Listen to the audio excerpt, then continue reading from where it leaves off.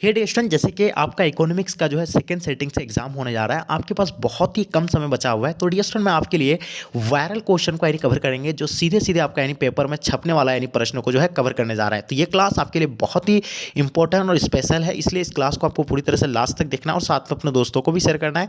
और जो बच्चे नए हैं, आप लोग चैनल को सब्सक्राइब कर लेंगे। तो चलेगा, इस हम लोग शुरू करते हैं। के समक्ष में क्या कहलाता है कि निम्न में से कौन अप्रत्यक्ष कर है। तो पहला आपका आय कर होगा या आपका संपत्ति कर होगा, उत्पाद शुल्क होगा या आपका यानी उपहार होगा। तो देखिए ये जो अप्रत्यक्ष कर की अगर बात करें तो उत्पाद शुल्क आपका यानी राइट आंसर हो जाएंगे, यानी उत्पाद शुल्क राइट आंसर हो जाएंगे। ठीक है, चलिए नेक्स्ट क्वेश्चन की ओर चलते हैं। क्वेश्चन आपकी स्क्रीन पे 2 नंबर क्वेश्चन, निम्न में से कौन सा राजकोषीय घाटी से होने वाला खतरा है। तो चलिए 2 नंबर क्वेश्चन का आपको आंसर बिल्कुल डेफिनेटली आपको यानी पता होना चाहिए।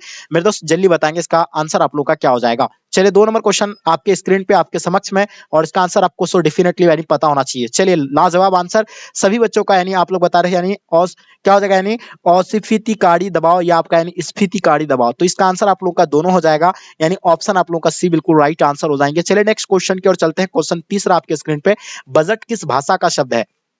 चलिए बजट आपको बताना है, बजट जो है लैटिन का है, जर्मन का है या आपके देखिएगा फ्रेंच या इनमें से कोई नहीं। देखिए लैटिन, ये जो बजट जो है एक ये भाषा जो है किस भाषा का शब्द है, तो ये जो आपका आएगा बिल्कुल आपको बता दें ये फ्रेंच भाषा का शब्द है। तो इसका आंसर आपका फ्रेंच यानी बिल्कुल राइट आंसर हो जाएंगे। चलिए क्वेश्चन नंबर आपके स्क्रीन पे 4 नंबर क्वेश्चन, चालू खाते की निम्नलिखित में से यानी कौन सी मंदे है, यानी चालू खाते की निम्नलिखित में से यानी कौन सी यानी मंदे है। आपको यानी दृश्य मदों का आयात होगा या आपका यानी पर्यटकों का खर्च हो जाएंगे, या दृश्य मदों का निर्यात, या उपयुक्त में से सभी। तो देखिए चालू खाते की निम्नलिखित में से कौन सी मदें हैं, तो डेफिनेटली सो आपको यानी पता होगा, यानी दृश्य मदों का आयात भी होगा, पर्यटकों का खर्च भी होगा, आपका यानी दृश्य मदों का यानी निर्यात भी होगा। तो इसका आंसर आप लोग का यानी डी हो जाएंगे, बिल्कुल ऑप्शन आपका D will be the right answer हो जाएंगे। चलिए बात करते हैं क्वेश्चन नंबर 5 आपके स्क्रीन पे, भुगतान शेष का घटक कौन है। तो बताइए भुगतान शेष का घटक आपको बताना है। सो डेफिनेटली आपको पता होना चाहिए, चालू खाता होगा, पूंजी खाता हो जाएगा, या ए और बी दोनों हो जाएंगे, या इनमें से कोई नहीं होगा। तो 5 नंबर क्वेश्चन काफी इंपॉर्टेंट क्वेश्चन है। तो भुगतान शेष का घटक जो होगा यानी कौन सा होगा, तो मेरे डियर स्टूडेंट आपको बता दें चालू खाता भी होगा, पूंजी खाता, यानी दोनों हो जाएगा। तो इसका आंसर आप लोग का सी बिल्कुल एब्सोल्युटली राइट आंसर हो जाएंगे। चलिए बहुत ही बढ़िया क्वेश्चन आपके स्क्रीन पे 6 नंबर क्वेश्चन, निम्नलिखित में से यानी कौन सी वास्तविक निवेश है। चलिए तेजी से आप लोग फटाफट आंसर देने का प्रयास कीजिएगा, आपकी तैयारी बिल्कुल भी नहीं हुआ है तो आपको बता दें कि आपका यहाँ से काफी जो है आपका तैयारी इंप्रूव होने वाला है। चलिए शेयर खरीदना होगा या आपका यानी पुरानी फैक्ट्री खरीदना है, आपका भवनों का निर्माण, या बैंक में जमा खाता खोलना। तो देखिए यहाँ आपको किसके बारे में पूछा जाता है, वास्तविक निवेश अगर कहेंगे तो भवनों का निर्माण, यानी इसका आंसर आप लोग का सी राइट आंसर हो जाएंगे। ये वास्तविक निवेश के अंतर्गत कौन सा आ जाएगा, अगर भवन निर्माण करते हैं तो ये वास्तविक निवेश के अंतर्गत आ जाएगा। चलिए बात करते हैं क्वेश्चन नंबर आपके स्क्रीन पे 7 नंबर क्वेश्चन। ठीक है, सीमांत उपभोग यानी प्रवृत्ति निम्न में से यानी कौन है, यानी सीमांत उपभोग प्रवृत्ति निम्न में से यानी कौन सी है। तो देखिए यहाँ आपका यानी त्रिभुज सी बाई त्रिभुज क्या हो जाएगा, गामा हो जाएगा। बिल्कुल इसका आंसर आपका B, option B will be the right answer हो जाएंगे। ठीक है, चलिए क्वेश्चन आपके स्क्रीन पे क्वेश्चन नंबर 8 नंबर क्वेश्चन, निवेश गुणांक सिद्धांत की अवधारणा किसने दी थी। निवेश का जो है सिद्धांत यानी किसने दिया था, तो बिल्कुल आप पहला आपका यानी किन्स ने, बिल्कुल किन्स का ये नहीं था, काहन का भी नहीं है, ये हैंस का भी नहीं है, मार्शल का जो है ये सिद्धांत है, यानी निवेश गुणांक का सिद्धांत जो किसने दिया था, यानी मार्शल ने दिया था। तो इसका आंसर आपका डी बिल्कुल राइट आंसर हो जाएंगे। चलिए क्वेश्चन नंबर 9 आपके स्क्रीन पे, अतिरिक्त मांग उत्पन्न होने के कारण से यानी कौन से कारण है, या अतिरिक्त मांग उत्पन्न होने के कौन कारण है, आपको बताना है। सार्वजनिक व्यय में वृद्धि हो जाएगा, मुर्दा की पूर्ति में वृद्धि, या करों में कमी, या उपयुक्त में से सभी। तो देखिए ये अतिरिक्त मांग उत्पन्न होने के कौन कारण हो सकता है, तो इसका सार्वजनिक व्यय में वृद्धि, यानी इसका आंसर आपका ए बिल्कुल एब्सोल्युटली राइट आंसर हो जाएंगे। चलिए क्वेश्चन आपके स्क्रीन पे क्वेश्चन नंबर 10 आपके स्क्रीन पे आ गया है। 10 नंबर क्वेश्चन क्या कहलाता है, दूसरे नरसिम्हा समिति का गठन यानी किस वर्ष हुआ है। तो चलिए बताइए 1978 में हुआ था, 1991, 1997, आपका 1998। तो देखिए यानी दूसरे नरसिम्हा समिति का गठन जो है किस वर्ष हुआ था, ये 1998 को हुआ था। तो इसका आंसर आप लोग का डी बिल्कुल राइट आंसर हो जाएंगे। चलिए क्वेश्चन नंबर 11 आपके स्क्रीन पे, किसके अनुसार साधनों के आवंटन की 3 मौलिक समस्याएं हैं। रॉबर्टसन का होगा, मार्शल का होगा, सिमुलेशन का होगा, इनमें से कोई नहीं। तो यहाँ देखिए किसके अनुसार साधनों के आवंटन की 3 मौलिक समस्याएं हैं, तो ये जो होगा यानी मार्शल का होगा। तो इसका आंसर आप लोगों का मार्शल यानी ऑप्शन आप लोगों का बी बिल्कुल एब्सोल्युटली राइट आंसर हो जाएंगे। क्वेश्चन नंबर 12 देखेंगे, पूंजी स्टॉक की वृद्धि क्या कहलाती है। तो बताइए पूंजी हास कहलाएंगे, पूंजी लाभ कहलाएंगे, पूंजी निर्माण, या इनमें से कोई नहीं। तो पूंजी स्टॉक की वृद्धि जो है क्या कहलाती है, तो डेफिनेटली आपको पता है पूंजी लाभ कहा जाता है। तो इसका आंसर आप लोगों का पूंजी लाभ यानी ऑप्शन आप लोगों का बी बिल्कुल राइट आंसर हो जाएंगे। चलिए क्वेश्चन नंबर 13 आपके स्क्रीन पर, पुस्तक an inquiry into nature and causes of wealth of यानी नेशन लिख के लेखक जो है कौन होगा, मार्शल होगा, या आपका देखिएगा एडम स्मिथ हो जाएगा, या रेगनर फिश हो गया, इनमें से कोई नहीं। तो इसका आंसर की अगर बात करें तो एडम स्मिथ यानी इसका आंसर आप लोगों का भी बिल्कुल राइट आंसर हो जाएंगे। चलिए नेक्स्ट क्वेश्चन की ओर चलते हैं। क्वेश्चन नंबर 14 आपके स्क्रीन पे, अर्थशास्त्र की कल्याण संबंधित परिभाषा किए जन्मदाता यानी थे यानी कौन, मार्शल थे, रॉबिन्स थे, एडम स्मिथ थे, शैम्यूलेशन थे। तो देखिए इसमें अर्थशास्त्र के कल्याण संबंधित परिभाषा के जन्मदाता जो थे यानी मार्शल थे, तो इसका आंसर आप लोग का मार्शल राइट आंसर हो जाएंगे। चलिए लाजवाब आंसर। चलिए क्वेश्चन आपके स्क्रीन पे 15 नंबर क्वेश्चन, अर्थशास्त्र मानव कल्याण का विज्ञान है, ये कथन किसका है? तो बताइए रॉबिन्स का है या मार्शल का है, एडम स्मिथ का है या रिकॉर्ड का है? तो बताइए इसका आंसर क्या हो जाएगा, अर्थशास्त्र मानव कल्याण का विज्ञान है। तो डियर स्टूडेंट ये जो आंसर की अगर इसका आंसर जो होगा बिल्कुल आपका परफेक्ट होगा, ये रॉबिन्स का है। तो इसका आंसर आपका रॉबिन्स यानी ऑप्शन आप लोगों का ए बिल्कुल एब्सोल्युटली राइट आंसर हो जाएंगे। चलिए देखिए इसमें आप लोगों को A1 के लाइक देना है, तभी जो हम यानी बिल्कुल आपका सभी पार्ट्स यानी कवर करवाएंगे, क्योंकि आपके डिमांड पे जो क्लास ले रहे हैं या आपकी डिमांड पे, हम तो उसमें इकोनॉमिक्स का क्लास नहीं ले रहे थे, आपको पता होगा। निम्नलिखित में से यानी कौन सी उत्पत्ति का साधन नहीं है? तो पता भूमि दिया हुआ है, श्रम दिया हुआ है, मुद्रा या आपका यानी पूंजी होगा। तो 16 नंबर क्वेश्चन का आपको आंसर डेफिनेटली पता होना चाहिए। देखिए मतलब क्या उत्पत्ति का साधन नहीं है, तो इसमें से जो यानी कौन सा नहीं है, तो ये मुद्रा नहीं होगा। तो इसका आंसर आप लोगों का सी बिल्कुल राइट आंसर हो जाएंगे। चलिए क्वेश्चन आपके स्क्रीन पे 17 नंबर क्वेश्चन, अर्थशास्त्र कभी वास्तविक विज्ञान होता है और कभी ये आदर्श विज्ञान, किसने कहा था? तो देखिए ये जो कहा था इन किसके द्वारा कहा गया था, ये अर्थशास्त्र कभी वास्तविक विज्ञान भी होता है और कभी ये आदर्श विज्ञान भी। तो ये जो है मार्शल के द्वारा यानी कहा गया था। तो इसका आंसर आपका मार्शल बिल्कुल राइट आंसर हो जाएंगे। चलिए 18 नंबर क्वेश्चन, निम्नलिखित में से यानी कौन कल्याणवादी विचारधारा की नहीं है? इसमें से आपको यानी कल्याणवादी विचारधारा की जो है इनमें से कौन सा नहीं है? जेबी से हो जाएगा, मार्शल हो जाएंगे, पीगू हो जाएगा, केनन हो जाएंगे। तो देखिए इसमें से कल्याणवादी विचारधारा के नहीं है, तो वो जो हो जाएगा आपका यानी जेबीसी हो जाएंगे। इसका आंसर आप लोगों का बिल्कुल ए राइट आंसर हो जाएंगे। चलिए क्वेश्चन नंबर 19 आपके स्क्रीन पे, अर्थशास्त्र विज्ञान एवं कला दोनों है, ये किसने कहा था? तो देखिए मार्शल ने कहा था, रॉबिन्स ने कहा था, या जेके मेहता ने कहा था, या कैनन ने कहा था? कैनन ने कहा था। तो डियर स्टूडेंट आपको बता दे अर्थशास्त्र विज्ञान एवं कला दोनों है, ये किसने कहा? ये जो कहा गया यानी मार्शल के द्वारा कहा गया है। तो इसका आंसर आपका मार्शल राइट आंसर हो जाएंगे। चलिए लाजवाब आंसर। क्वेश्चन 20 नंबर क्वेश्चन आपके स्क्रीन पे, मांग के नियम की प्रमुख मान्यता है। चलिए ये क्वेश्चन कई बार आपके एग्जाम में पूछे गए हैं, ये सभी क्वेश्चन आपको बता दे। ये मांग के नियम की प्रमुख मान्यता जो है आपको बताना है, तो उपभोक्ताओं की आय में परिवर्तन नहीं होना चाहिए, ये भी इसका बिल्कुल आपको बता दे कि ये भी इसका राइट आंसर होगा। चलिए उपभोक्ताओं की रुचि में कोई भी परिवर्तन नहीं होना चाहिए, ये भी इसका होगा। भविष्य में वस्तु की कीमतों में परिवर्तन की संभावना नहीं होना चाहिए, ये भी होगा। तो इसका आंसर आप लोग का सभी हो जाएंगे, यानी ऑप्शन डी बिल्कुल राइट आंसर हो जाएंगे। चलिए क्वेश्चन 21 आपके स्क्रीन पे, ठीक है, मांग वक्र का ढाल ऋणात्मक होने के प्रमुख कारण है, यानी मांग वक्र का ढाल ऋणात्मक होने के प्रमुख कारण आपको बताना है। तो पहला कारण घटती सीमांत उपयोगिता नियम, दूसरा क्या है, क्रय शक्ति में वृद्धि अर्थात आय में प्रभाव, दूसरा आपका क्या हुआ, प्रतिस्थापन प्रभाव। इसका आंसर आप लोग का इनमें से सभी हो जाएंगे, यानी ऑप्शन आप लोग का डी बिल्कुल राइट आंसर हो जाएंगे। चलिए क्वेश्चन में 22 आपके स्क्रीन पे, मांग के नियम के अपवाद बताइए। देखिए मांग के नियम के अपवाद बताना है, उपभोक्ता की अगानता होगा, प्रतिष्ठा सूचक वस्तुएं हो जाएगा, भविष्य में कीमत में वृद्धि की संभावना। तो इसका आंसर क्या हो जाएगा, उपभोक्ता की अगानता हो जाएंगे, प्रतिष्ठा सूचक वस्तुएं ये भी हो जाएंगे, इसका भविष्य में कीमत वृद्धि की संभावना। तो ये तीनों इसका आंसर हो जाएगा, यानी इसका आंसर आपका हो जाएगा ऑप्शन डी बिल्कुल राइट आंसर हो जाएंगे। चलिए नेक्स्ट क्वेश्चन की ओर चलते हैं। क्वेश्चन नंबर 23 आपके स्क्रीन पे, मांग में कमी के कारण बताइए। देखिए मांग में कमी के कारण आपको बताना है, सो डेफिनेटली आपको बताना है उपभोक्ताओं की आय में कमी होना, या क्रेताओं की संख्या में कमी होना, या प्रतिस्थापन वस्तु की कीमत में कमी होती है, या इनमें से सभी। तो डियर स्टूडेंट इसका बता दें कि मांग में कमी का कारण जो होगा आपका यानी क्या होगा, उपभोक्ताओं की आय में कमी, ये भी इसका आंसर होगा। क्रेताओं की संख्या में कमी होना, ये भी इसका आंसर होगा। प्रतिस्थापन वस्तु की कीमतों में कमी, ये भी होगा।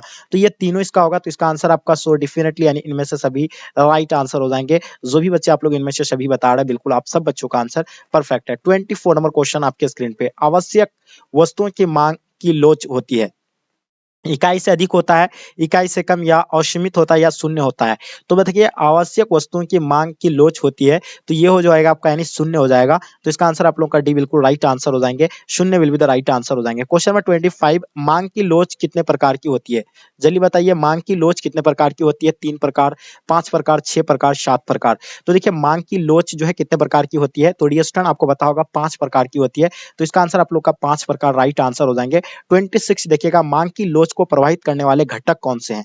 चलिए बहुत ही इंपॉर्टेंट क्वेश्चन है। देखिए मांग की लोच को प्रभावित जो करने वाला घटक जो होता है वो क्या होता है, वस्तु की प्रकृति भी होता है, हो सकता है इसका? हाँ, नहीं होता है बिल्कुल।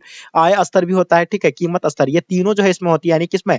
माँग की लोच को प्रभावित करने वाले घटक है, ठीक है? तो इसका आंसर आपका इनमें से सभी राइट आंसर हो जाएँगे। चलिए नेक्स्ट क्वेश्चन की ओर चलते हैं, क्वेश्चन नंबर 27। माँग की लोच का मापन निम्नलिखित में से यानी किस विधि से किया जाता है?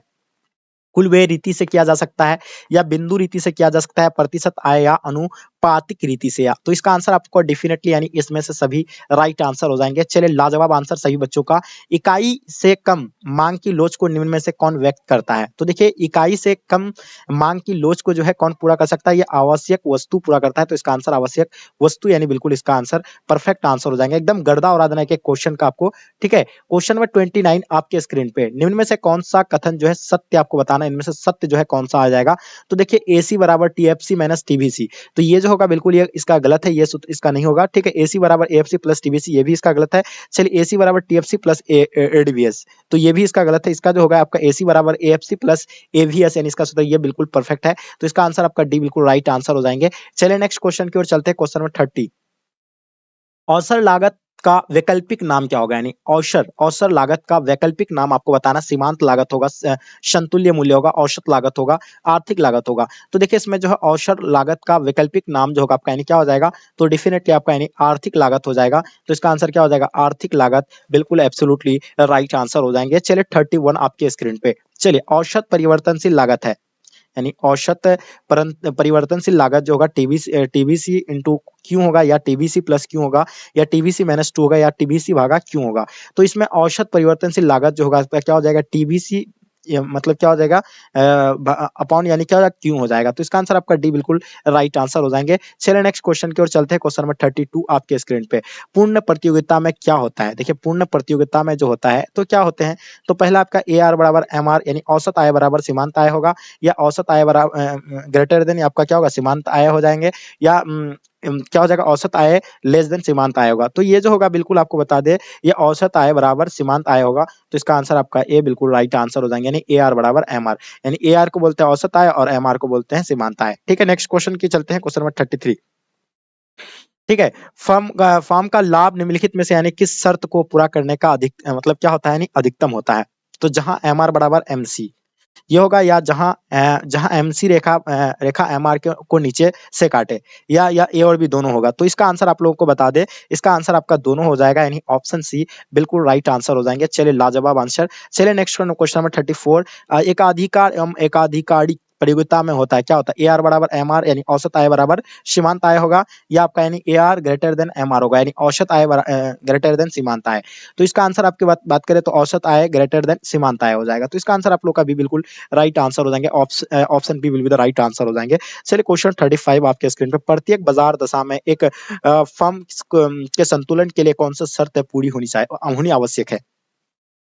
ठीक है, तो इसमें जो होगा आपका यानी ए आर बराबर एम सी होगा, बिल्कुल बिल्कुल ये भी होगा, ठीक है? नहीं ये तो नहीं हो सकता है, इसमें नहीं होगा, सॉरी ये नहीं होगा, ठीक है? तो ये जो आपका यानी बिल्कुल नहीं होगा। हाँ, आपका ये होगा क्या? एम आर बराबर एम सी, तो ये भी होगा आपका एम सी वक्र एम आर वक्र को नीचे से काटे, तो इसका जो है ये दोनों हो जाएगा, तो इसका आंसर आप लोगों का डी बिल्कुल राइट आंसर हो जाएंगे, ठीक है? नेक्स्ट क्वेश्चन की ओर चलते हैं, फर्म के संतुलन की प्रथम शर्त क्या है? यानी फार्म के जो है संतुलन की प्रथम शर्त जो है वो सबसे पहले आपको बता दे कि सीमांत लागत बराबर सीमांत आय हो जाएगा, यानी एम से एम सी बराबर एम आर, यानी ऑप्शन आपका ए बिल्कुल राइट आंसर हो जाएंगे। चलिए नेक्स्ट क्वेश्चन, अल्प अधिकारी बाजार की प्रमुख विशेषता निम्न में से कौन है? हाँ, अल्प अधिकारी बाजार की प्रमुख विशेषता जो है क्या होगा? कुछ विक्रेता हो जाएगा, विज्ञान एवं विक्री हो जाएगा, मतलब क्या हो जाएगा? अनिर्धारणीय वक्र हो जाएंगे, इनमें से सभी हो जाएंगे। तो देखिए इसमें से आपका जो है बिल्कुल यानी सभी हो जाएगा, ऑप्शन डी राइट आंसर हो जाएंगे। बहुत बढ़िया, क्या बात है, सब बच्चों का आंसर आप लोगों का बिल्कुल परफेक्ट आ रहा है, ठीक है? चलिए चलिए क्वेश्चन आपके स्क्रीन पे 38, निम्न में से कौन से बाजार में यानी काल्पनिक स्थिति पाई जाती है? यानी निम्न में से कौन से बाजार में काल्पनिक स्थिति पाई जाती है? तो ये जो होता है यानी आपका क्या हो जाएगा? पूर्ण प्रतियोगिता बाजार में भी, या और इसका आंसर क्या हो जाएगा? और क्या हो जाएगा आपका? यानी एकाधिकार बाजार में, यानी दोनों इसका आंसर हो जाएगा, तो इसका आंसर आपका ऑप्शन डी बिल्कुल राइट आंसर हो जाएंगे। क्या बात है, सब बच्चों का आंसर आप लोग का परफेक्ट आ रहा है। क्वेश्चन 39, असामान्य लाभ किस बाजार में पाया जाती है? एकाधिकार में पाया जाता है, पूर्ण प्रतियोगिता में पाया जाता है, एकाधिकारी प्रतियोगिता में पाया जाता है, तो इसका आंसर आपका क्या हो जाएगा? यानी असामान्य लाभ जो है ये एकाधिकारी में पाया जाता है, तो इसका आंसर आप लोगों का एकाधिकारी राइट आंसर हो जाएंगे। क्वेश्चन नंबर 40 देखिएगा, बाजार में वस्तु की कीमत उस बिंदु पर निर्धारित होती है जहां क्या होगा?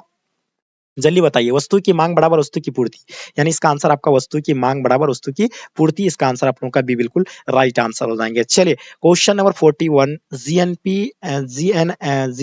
जीएनपी एमपी बराबर क्या हो जाएगा आपका, जीडीपी माइनस एमपी गिसावट होगा, या जीडीपी एमपी प्लस विदेशों से शुद्ध यानी साधन आए।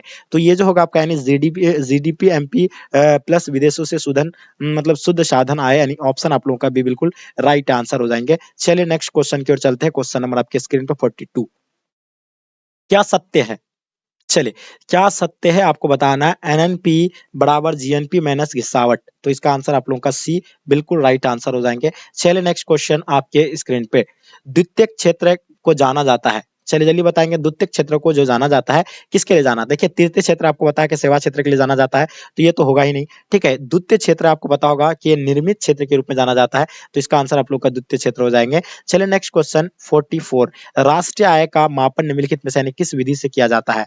चलिए देखिए राष्ट्रीय आय का मापन जो आप लोग को पता होगा, यानी बिल्कुल क्या उत्पादन की विधि या मूल्य वृद्धि विधि होगा, ये बिल्कुल आय विधि होगा, व्यय विधि होगा, तो इसका आंसर आपका यानी बिल्कुल सभी हो जाएगा, यानी ऑप्शन आप लोग का डी बिल्कुल राइट आंसर हो जाएंगे। चलिए 45 आपके स्क्रीन पे, केंद्रीय बैंक निम्नलिखित में से किसके द्वारा यानी मात्रात्मक यानी शाख पर नियंत्रण रखता है, तो ये जो है आपका यानी बैंक दर पर रखता है, खुली बाजार की क्रियाओं पर या नगद कोष का अनुपात में परिवर्तन, तो इसका आंसर आपका क्या हो जाएगा, यानी बैंक दर भी होगा, खुले बाजार की क्रियाएं भी होगा, इसका आंसर आपका बिल्कुल सभी हो जाएंगे, यानी ऑप्शन आप लोग का डी बिल्कुल राइट आंसर हो जाएंगे, ठीक है। चलिए 46 आपके स्क्रीन पे, न्यूमन मांग को ठीक करने के लिए निम्नलिखित में से कौन मौद्रिक उपाय किए जा सकते हैं, तो देखिए मौद्रिक आय जो किया जा सकता है, तो बैंक के दर में कमी करके भी तो आप लोग को बताया, उसके बाद खुले बाजार में प्रतिभूतियां खरीदना या नकद कोष को मतलब कि अनुपात से को कम करना, तो इसका आंसर आपका सभी हो जाएंगे, ऑप्शन डी बिल्कुल राइट आंसर हो जाएंगे, क्या बात है। चलिए 47 आपके स्क्रीन पे, राजकोषीय नीति के अंतर्गत निम्नलिखित में से यानी किसे शामिल किया जाता है, राजकोषीय नीति के अंतर्गत निम्नलिखित में से यानी किसे शामिल किया जाता है, तो उसे सार्वजनिक निकाय शामिल किया जा सकता है, करारोपण भी शामिल किया जा सकता है, इसमें सार्वजनिक ऋण भी, तो इसका आंसर आपका डी बिल्कुल राइट आंसर हो जाएंगे। जो ही बच्चे आप लोग ऑप्शन डी बता रहा है, बिल्कुल आप सब बच्चों का आंसर परफेक्ट है। 48, केंद्रीय बैंक अर्थव्यवस्था में आर्थिक स्थिरता प्राप्त करने के लिए मौद्रिक नीति द्वारा निम्नलिखित में से यानी किसे नियंत्रण किया जाता है, यानी केंद्रीय बैंक अर्थव्यवस्था में आर्थिक स्थिरता प्राप्त करने के लिए मौद्रिक नीति द्वारा निम्नलिखित में से किसे नियंत्रण किया जाता है, तो उसे जो है क्या मुद्रा की पूर्ति के लिए भी होगा, या बाजार ब्याज दर होगा, या आपका मुद्रा की उपलब्धता होगा, तो ये तीनों हो जाएगा इसमें, इसका आंसर आपका इनमें से सभी हो जाएंगे, ठीक है। चलिए तेजी से आप लोग अपने अपने फ्रेंड्स को शेयर कर देंगे, क्योंकि आपके लिए इतना हम मेहनत कर रहे हैं, तो ये आपकी रिस्पॉन्सिबिलिटी है। 49, देश में कागजी नोट जारी करने का कार्य कौन करता है, जल्दी बताइएगा, बहुत इंपॉर्टेंट क्वेश्चन।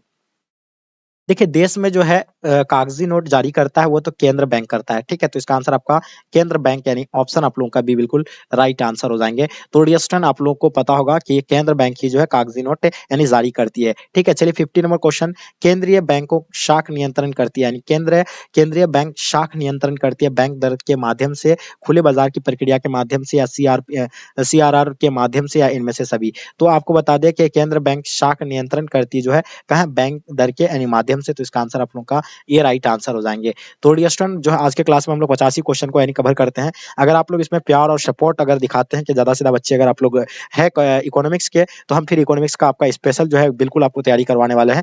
तो आप लोग जो है अपना अपना एकदम अपने अपने फ्रेंड्स को ज्यादा से ज्यादा शेयर करें, ताकि आपके दोस्त लोग आएंगे और काफी मजे के साथ आपको हम क्लास प्रोवाइड कराएंगे यानी इकोनॉमिक्स का। तो डियर स्टूडेंट आई होप उम्मीद है कि आज का क्लास आपको पसंद आया, और पसंद आए तो लाइक करके जम करके अपने दोस्तों को शेयर कर देंगे। तो चलिए गाइस यहीं तक आज के क्लास को एंड करते हैं, जब तक के लिए जय हिंद जय भारत।